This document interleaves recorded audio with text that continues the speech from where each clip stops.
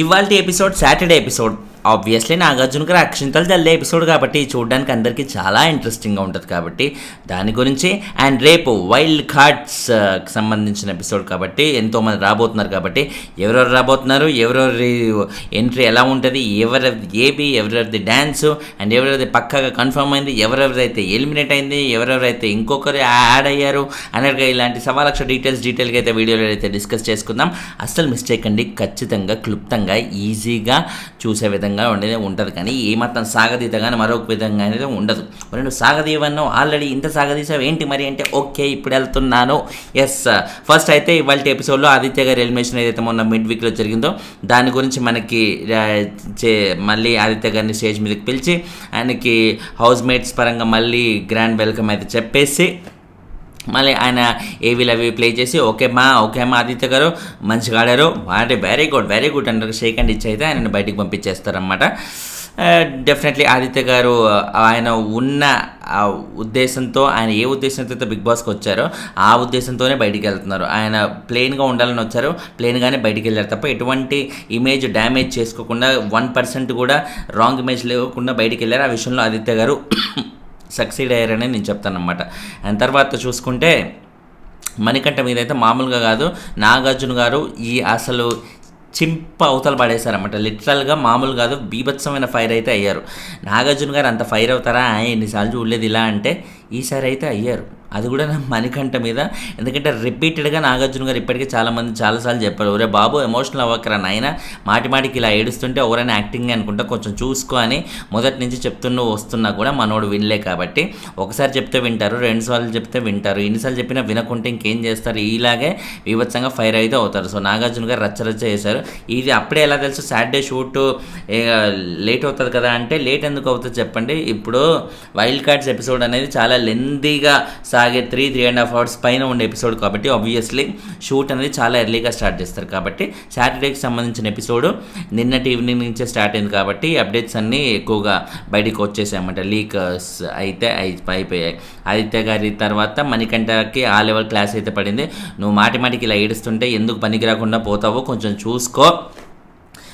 ఒకటే చెప్తున్నాను, ఇవాళ నువ్వు ఎంత ఏడవాలో అంత ఏడ్చే, నీ కంప్లీట్ బాధ అంతా బయటికి వెళ్ళగక్కో, కుల్లి ఏడువు, నెత్తికి దేనికైనా కొట్టుకొని ఏమైనా ఏడువు, కానీ ఏం ఏడ్చినా ఇవాళ వరకే. ఇవాళే నీ సింపతి ఏడుపులు అవ్వాలి, ఇవాళే క్లోజ్ అయిపోవాలి, మళ్ళీ బయటికి రాకుండా చూసుకో అన్నట్టుగా టిష్యూ బాక్స్ కూడా బయటికి పంపించి చూసుకో. ఎన్ని టిష్యూలు యూజ్ చేసుకుంటే చేసుకో, మొత్తం అన్నీ తుడుచుకో మొత్తానికైతే కంప్లీట్గా తుడిచేసుకొని పక్కన పడేసి మళ్ళీ టాపిక్లు అయితే బయటికి తీసుకోకుండా చూసుకో. ఖచ్చితంగా ఎమోషనల్ యాంగిల్ అయితే బయటికి తీయొద్దని చాలా స్ట్రిక్ట్ వార్నింగ్ ఇచ్చారు. మనకంటే ఏంటి, అయ్యా స్వామి నాకు ఇదంతా వద్దు, నేను వెళ్ళిపోతాను అయ్యా, నాకు ఎందుకు ఇదంతా ఎలిమినేషన్ అయిపోతాను, నన్ను ఎలిమినేట్ చేయండి, నాకు ఎందుకు ఇదంతా రచ్చ అన్నట్టుగా అయితే అని అంటున్నాను అనమాట. సో ఎలిమినేట్ చేస్తే వెళ్ళిపోయేటట్టు మణికంఠ ఉన్నాడా, ఇది ఆబ్వియస్లీ మళ్ళీ ఆ రేంజ్లో అంటే ఆ రేంజ్లో ఇస్తుంటే అది కంటెంట్ కోసం తప్ప ఇంకా దేనికి అవుతుంది చెప్పండి. బిగ్ బాస్ మీద విపరీతంగా ఫుల్ జీల్ ఉన్న కంటెస్టెంట్, అండ్ అందులోనూ వాళ్ళ వైఫ్ కూడా ఇండియాకి వచ్చింది, ఆయన కోసం ఫుడ్ పంపించింది అనేది కూడా అక్కడ తెలిసిపోయింది. కాబట్టి ఆయన ఇంకా ఖచ్చితంగా జీల్ అనేది ఎక్కువ ఉంటుంది. బిగ్ బాస్లో ఖచ్చితంగా ఎక్కువ రోజులు కంటిన్యూ అవ్వాలనే ఉంటుంది. బట్ ఇప్పుడు వెళ్ళిపోతా అనేది మాత్రం ఖచ్చితంగా అది మళ్ళీ కంటెంట్ కోసం ఇచ్చే ప్రయత్నంలో భాగమే అన్నట్టుగా మనకు క్లియర్గా తెలుస్తుంది. మణికంఠలో ఒక మంచి ఇది ఉంది, ఏంటంటే మిగతా వాళ్ళు మనీ గురించి బ్యాక్ బిచ్చింగ్ చేస్తారు, లేకపోతే వేరే కంటెస్టెంట్స్ గురించి బ్యాక్ బిచ్చింగ్ చేస్తారు. అసలు మనీ ఇప్పటి వరకు ఎవరి గురించి అయినా బ్యాక్ బిచ్చింగ్ చేయడం మనం చూసామా? చూడలేదు. ఆయన ఓన్లీ ఎమోషనల్ యాంగిల్ బయట పెట్టుకుంటాడు, ఆయన గురించి ఆయన సెల్ఫ్ డబ్బాలు చెప్పుకుంటూ అది ఇది చేస్తాడేమో తప్ప ఒకరి గురించి బ్యాడ్గా అయితే ఇప్పుడు మాట్లాడలేదు. అవతల వాళ్ళ శత్రువులైనా కూడా ఇప్పుడు యష్మి లాంటి ఇప్పుడు బ్యాడ్ వైబ్స్ ఇస్తున్న కంటెస్టెంట్ గురించి కూడా వేరొకరి దగ్గర అట్లా నెగిటివ్గా మాట్లాడలేదు. సో తనలో ఆ మంచి క్వాలిటీ, ఆ పాజిటివ్ నేచర్ అనేది చాలా బాగా ఉంది. కానీ ఆ పాజిటివ్ నేచర్ అనేది కంప్లీట్గా హైడ్ అయిపోయి మణికంఠ అంటే ఈరోజు వరకు మనకు గుర్తొచ్చి ఏడుపులు పెడబబ్బులు కంప్లీట్గా ఆపై పడేస్తే ఆయనలో ఉన్న ఈ మిగతా మంచి క్వాలిటీస్ అన్ని బ్యాక్ బెచ్చింగ్ చేయడని, లేకపోతే టాస్క్లో బాగా ఉంటాడు, ఆర్గ్యుమెంటల్ క్యాపబిలిటీస్ బాగున్నాయని, ఇలాంటి సవాలక్ష మంచి క్వాలిటీస్ అన్నీ బయటకు వస్తాయి. మంచి క్వాలిటీస్ బయటకు వస్తే అప్పుడు మనకంట గేమ్లో ముందుకెళ్ళే అవకాశం ఉంది తప్ప ఎంతసేపు ఎమోషనల్ పట్టుకుంటూ అందరిని ఒక ఎమోషనల్ బ్లాక్మెయిల్ లాగా చేస్తూ ఉంటే చూసే వాళ్ళకి చిరాకు వస్తుంది, పక్కన ఉన్న ఆడియన్స్కి చిరాకు వస్తుంది, పక్కన ఉన్న కంటెస్టెంట్స్కి చిరాకు వస్తే అందరికీ చిరాకే వస్తుంది. సో మనకంటే ఇది ఆపేస్తే ఆయనకి చాలా చాలా బెటర్. లేకుండా ఆపను, నాకు ఇదే వచ్చు, నేను ఇదే కంటిన్యూ చేస్తానంటే ఆడియన్స్ కూడా వాళ్ళకి వచ్చిందే చేసి బయటికి పంపించేస్తారనమాట. సో తర్వాత ప్రేరణకి మంచి అప్రిసియేషన్స్ అయితే వచ్చాయి. చాలా బాగా ఆడావు టాస్క్లో అది ఇదని. ఆబ్వియస్లీ ప్రేరణకి షీ డిజర్వ్స్ కంప్లీట్లీ. ఆడపులి అంటే ఏంటి అని అసలు సిసల్ ట్యాగ్కి కంప్లీట్గా తను నేనే ఆ ట్యాగ్ నాకే సొంతం అన్నట్టుగా తను ఈ వీక్లో ఆడింది కాబట్టి definitely she deserves all the appreciation. And పృథ్వీకి కూడా అదే లెవెల్లో తన టాస్క్ పర్ఫార్మెన్స్లో తన క్యాపబిలిటీస్ ఇప్పుడు రీసెంట్గా అయినా ఆ టాస్క్లో తను ఓడిపోయినా కూడా నబీల్తో కానీ తన ఎఫర్ట్స్ అనేవి చాలా బాగున్నాయనే ఉద్దేశంతో అలా సవాలక్ష రకాలుగా కూడా పృథ్వీకి కూడా అదే రేంజ్ అప్రిసియేషన్స్ అయితే దక్కాయి, ప్రేరణకి ఎంత దక్కాయో.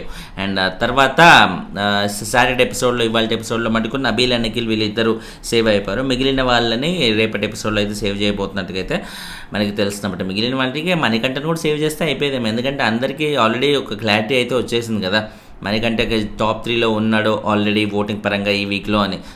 తోటి కంటెస్టెంట్స్ కూడా క్లారిటీ వచ్చేసి ఇంకేం సేవ్ చేస్తే అయిపోయేది. బట్ ఎక్కడో నైనికకి చిన్న హోప్ ఉంది, నేనేం వెళ్ళాను మణిగాడే వెళ్ళిపోతాడు అనే ఫీలింగ్ ఇంకా ఉంది. సీత కూడా అదే ఫుల్గా కోరుకుంటుంది.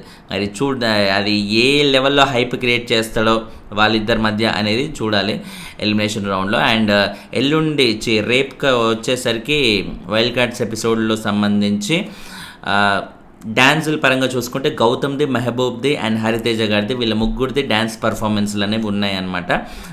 డ్యాన్స్ పర్ఫార్మెన్స్ ఎంట్రీస్ అనేవి అలాగే ఉంటాయి. నాకు తెలిసి ఎవరిదైనా సరే డ్యాన్స్ కంటే ఏవీల పరంగానే వాళ్ళ గురించి ఆడియన్స్కి ఎక్కువ తెలిసే అవకాశం ఉంది. కొంచెం మంచి ఇంకా ఎక్కువ బాండింగ్ ఎక్కువ అయ్యే అవకాశం ఉందంటే డ్యాన్స్ కోసం అయితే డే లాంటి షోస్లో ఆల్రెడీ ఉన్నాయి కదా డ్యాన్స్ ప్రూవ్ చేసుకోవడానికి. వాళ్ళ డ్యాన్సింగ్ స్కిల్స్కి బిగ్ బాస్లో వాళ్ళ పర్ఫార్మెన్స్కి ఏంటి సంబంధం? జనాలకు ఆడియన్స్కి దగ్గర అవ్వాలంటే ఏవి రూపంలో పరిచయం అయ్యి తద్వారా వాళ్ళని వాళ్ళు ప్రూవ్ చేసుకుంటుంటే హౌస్లోకి వచ్చాక అప్పుడు వాళ్ళకి జనాలకి కనెక్ట్ అయ్యే అవకాశం ఉంది. డ్యాన్స్ వల్ల 1% ఉపయోగం కూడా ఉండదు. సో ఏదో వాళ్ళ ప్యాషన్ కోసం డ్యాన్స్ అంటే ఇష్టం కాబట్టి వాళ్ళు చేసినట్టుగానే అనిపిస్తుంది అన్నమాట. గౌతమ్, మెహబూబ్, హరితేజ గారు వీళ్ళు ముగ్గురు, ముఖ్యంగా హరితేజ గారు ఏవీ ద్వారా వచ్చుంటే బాగుండే అనిపించింది. But she choose to dance అనమాట, గౌతమ్, మెహబూబ్ అండ్ హరితేజ.